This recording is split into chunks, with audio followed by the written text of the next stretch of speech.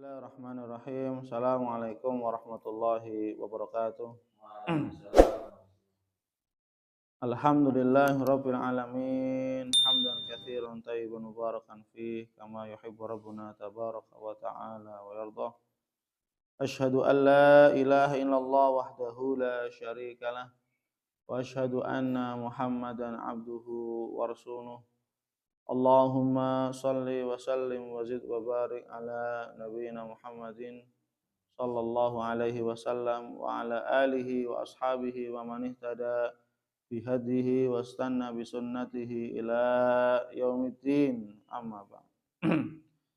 Mari kita awali dengan baca doa talabul ilm. Bismillahirrahmanirrahim. Rabbi zidni ilma, Allahumma anfa'ni, 'allamtani wa 'allimni ma yanfa'uni, warzuqni ilman yanfa'uni. Alhamdulillah, atas izin Allah Subhanahu wa taala kita masih diberikan kesempatan hidup oleh Allah Subhanahu wa taala.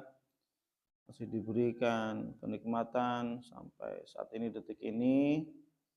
Ini merupakan anugerah, kenikmatan, rezeki dari Allah Subhanahu wa taala yang memang datangnya hanya dari Allah. Dan segala kenikmatan itu datangnya dari Allah Subhanahu wa taala, bukan dari yang lain. Segala kenikmatan bukan datangnya dari kecerdasan, bukan dari kekuatan kita, namun yang mendatangkan semuanya adalah dari Allah Subhanahu wa taala.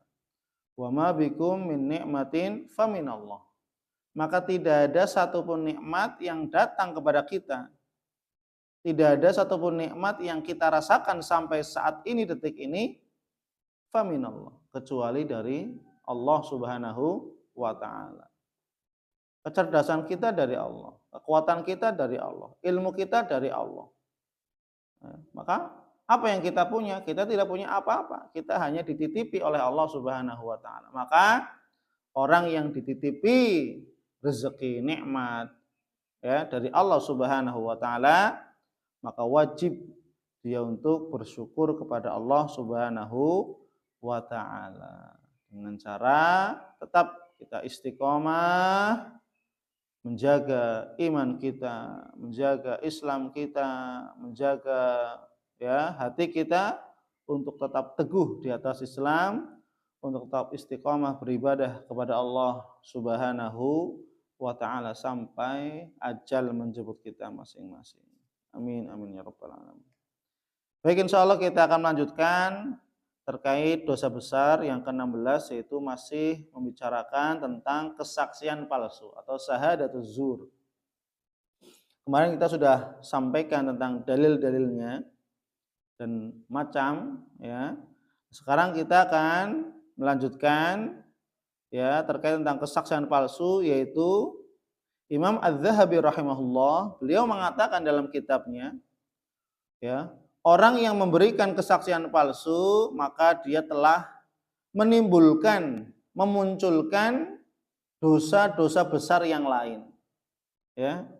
Jadi gara-gara kesaksian palsu maka apa? Muncul dosa-dosa besar yang lain. Ya, ini naudzubillah, ya. Berarti sekali berbuat dengan saksi palsu, maka saksi palsu ini, persaksian yang palsu ini akan mendatangkan dosa-dosa besar yang lain. Naudzubillah min dzalik. Ini bahaya sekali, ya. Padahal hanya sekali mengerjakan. Padahal hanya sekali bersaksi. Tapi dia telah menanggung ya banyak dosa-dosa besar. Ya.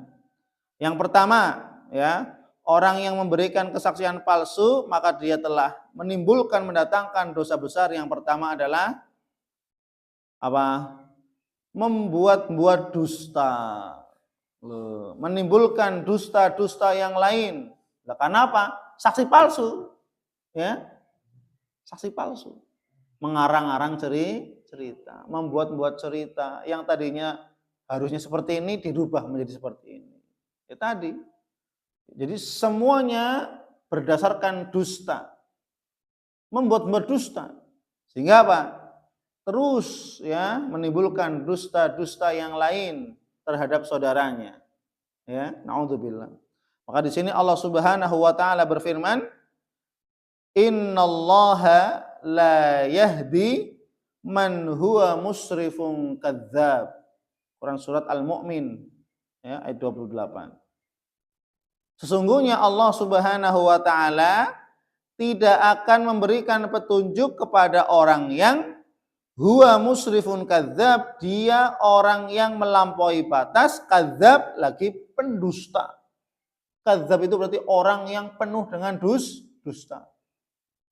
Ya. Maka Allah Subhanahu wa taala tidak akan memberikan petunjuk kepada orang ini nih yang dia melampaui batasan-batasan Allah. Ya. Ala wa inna himallah maharimu. Sungguhnya batasan-batasan Allah itu yang haram. Ya, melukai hati saudaranya diharamkan oleh, menzalimi saudaranya diharamkan oleh Allah, ya kan?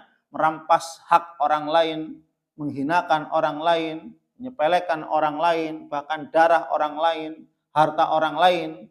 Ini tidak boleh dirampas. Haram hukumnya, maka ini menjadi batasan-batasan Allah. Orang yang bersaksi palsu, dia telah apa? Melampaui batas. Dan apa? Kadzdzab. Dia telah banyak menimbulkan dusta-dusta yang lain. Naudzubillah min dzalik. Kemudian dalam hadis Rasulullah SAW bersabda, yutba'ul mu'min ala kulli syai' laisal khiyanah wal kadzib.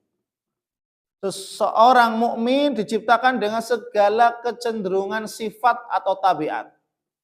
Jadi manusia itu ketika Allah ciptakan itu cenderung punya banyak sifat. Ya, termasuk apa? Allah mengatakan khuliqal insanu dha'ifa. Sesungguhnya Allah menciptakan manusia dalam keadaan lemah. Kemudian dalam ayat halu'a. Innal khuliqal insanu inna khalaqal insana atau khuliqal insanu halu'a. Manusia diciptakan dengan halu'a, penuh gelisah. Maka manusia itu gelisah. Resah, gelisah, tidak tenang. Ada saja, ya. Kemudian apa? Wa khuliqal insan min ajal. Manusia diciptakan dari ajal. Ajal itu tergesa-gesa. Manusia sukanya terburu-buru. Syukur-syukur terburu-buru dalam urusan akhirat. Lah ini tergesa-gesanya, terburu-burunya dalam urusan dunia semangat sekali. Ya. Maka hakikatnya seorang mukmin itu diciptakan dengan segala kecenderungan. Sebagaimana yang Allah sebutkan tadi. Manusia itu ya kadang gelisah, kadang enggak tenang, kadang ya berkeluh kesah, halu'ang, manusia itu lemah, iya cenderung lemah memang manusia, ya. Gitu. Kemudian apa? Ajal, terburu-buru, ya. Sifat-sifat yang lain. Tapi apa? Laisal khiyanah wal kadzib. Tapi bukan khianat dan berdusta. Artinya apa? Allah Subhanahu wa taala menciptakan manusia dengan kecenderungan segala sifat kepada segala sifat. Kecuali apa? Kecuali berkhianat dan berdusta. Artinya apa? Hakikatnya manusia itu tidak berkhianat dan berdusta. Ini sudah dari sananya. Ya. Tapi kenapa dia berkhianat, berdusta? Karena sudah melatih dirinya sejak dia berdusta pertama kali. Sejak dia berkhianat pertama kali, maka apa? Ketika dia sudah berdusta yang pertama kali, akan merasakan keuntungan duniawi yang didapatkan, maka apa? Akan menimbulkan dusta-dusta yang lain. Ketika sudah berkhianat satu kali, maka dia akan berkhianat yang kedua, yang ketiga, yang keempat. Kenapa? Karena dia sudah merasa nyaman dengan dustanya, sudah merasa nyaman dengan khianatnya. Maka seorang mukmin diciptakan dengan segala kecenderungan sifat. Mukmin ya kadang ya tadi malas, ya wajar malas ya, manusia ya. Tapi ketika manusia itu berkhianat, manusia itu berdusta, ini bukan sifat asli. Ya, tapi apa? Ini karena memang sudah ya terjatuh ke dalam khianat satu kali, terjatuh ke dalam kedustaan yang satu kali, maka ketika sudah merasa nyaman, merasa mendapatkan keuntungan, ketenangan, kedamaian misalkan gitu ya, menganggapnya damai, wah, mendapatkan keuntungan duniawi, maka dia akan melahirkan khianat-khianat yang lain dan dusta-dusta yang lainnya. Naudzubillah. Kemudian orang yang memberikan kesaksian palsu akan mendatangkan dosa besar yang kedua. Apa itu? orang yang bersumpah palsu maka dia telah mendolimi orang yang dilawannya. Orang yang menjadi lawannya, ya, dengan kesaksian palsu tersebut. Sehingga apa?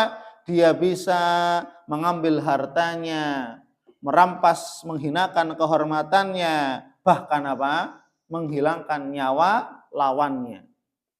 Ya, gitu. Karena saksi palsu kan tadi tidak melihat kepada siapa orang itu, mau teman, mau apa. Tapi ketika sudah melihat dunianya, kepentingan dunia, mendapatkan keuntungan duniawi, maka itulah yang dilihat. Ya, maka orang yang telah memberikan kesaksian palsu, maka dia telah menzolimi orang yang dilawannya tadi. Ya, yang dijadikannya saksi palsu ini untuk memberatkan hukumannya, menjadikan dia hartanya dirampas, diambil, menjadikan kehormatannya dihinakan, menjadikan bisa jadi nyawanya dipertaruhkan atau hilang. Naudzubillah min dzalik. Kemudian yang ketiga, kesaksian palsu akan menimbulkan dosa besar yang ketiga. Apa itu? Maka orang yang bersumpah dengan persaksian palsu, dia telah menzolimi orang yang dibela. Orang yang dibela. Orang yang membayarnya misalkan. Orang yang dibelanya dengan kesaksian palsu ini. Ya. Loh, kenapa? Karena kesaksian palsu ini ya mendatangkan harta yang haram baginya. Loh, padahal bukan haknya, tapi kita membantu mengambil harta orang lain untuknya. Kenapa? Gara-gara saksi palsu. Ya, berarti apa? Kita memberikan azab kepadanya. Ya kan? Gitu. Dilihat mah dunia enak, mendapatkan harta.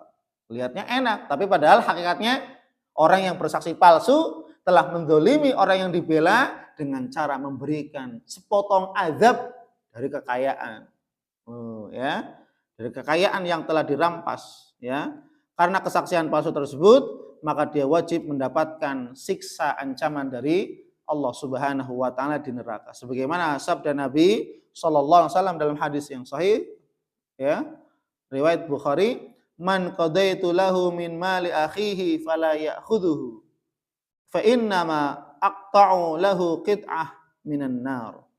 Barang siapa yang saya putuskan dalam sebuah perkara, ya, persengketaan, ya, pertikaian gitu ya, tanpa hak dari saudaranya, artinya memang tadi bersaksi tanpa hak, artinya dusta, palsu, ya, maka janganlah dia mengambil harta darinya, harta yang dirampas, ya, karena sesungguhnya ia telah memberikan kepada orang yang dibela qit'ah minal azab au minan nar, sepotong azab dari siksa api neraka. Ya. Naudzubillah. Kemudian yang terakhir, orang yang bersumpah bersaksi palsu, maka orang tersebut telah membolehkan, ya, sesuatu yang diharamkan oleh Allah Subhanahu wa taala dan sesuatu yang telah dijamin oleh Allah Subhanahu wa taala. Apa itu? Harta tadi. Harta tidak boleh diambil dengan cara zalim. Dan saksi palsu ini telah berbuat kedzaliman, sehingga apa? Harta orang diambil, ya, kehormatan orang dihinakan, bahkan sampai darah, ya, nyawa dipertaruhkan gara-gara apa?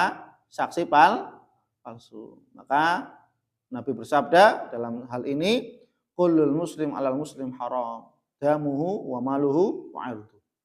Seorang muslim dengan seorang muslim yang lain itu haram. Haram apanya? Haram hartanya, haram darahnya, haram kehormatannya. Artinya apa? Tidak boleh harta dirampas begitu saja. Kalau mau harta ya kerja kepada muslim yang lain, ya enggak? Dagang kepada muslim yang lain, jual beli halal.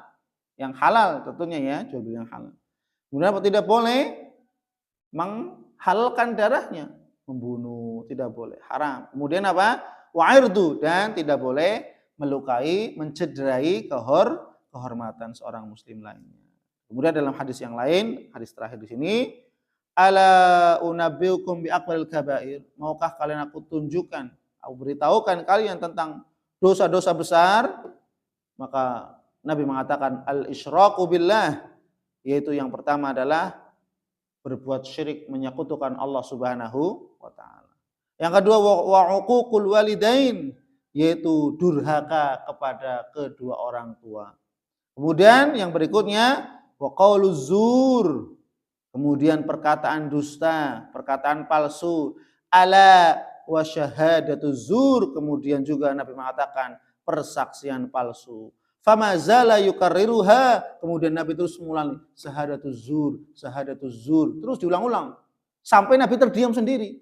Syahadatuz zur, itu apa? Saksi palsu, persaksian palsu terus. Loh, kalau seandainya Nabi mengulang-ulang demikian berarti menunjukkan apa? Dosa yang sangat besar. Ya, meskipun tidak seperti dosa syirik.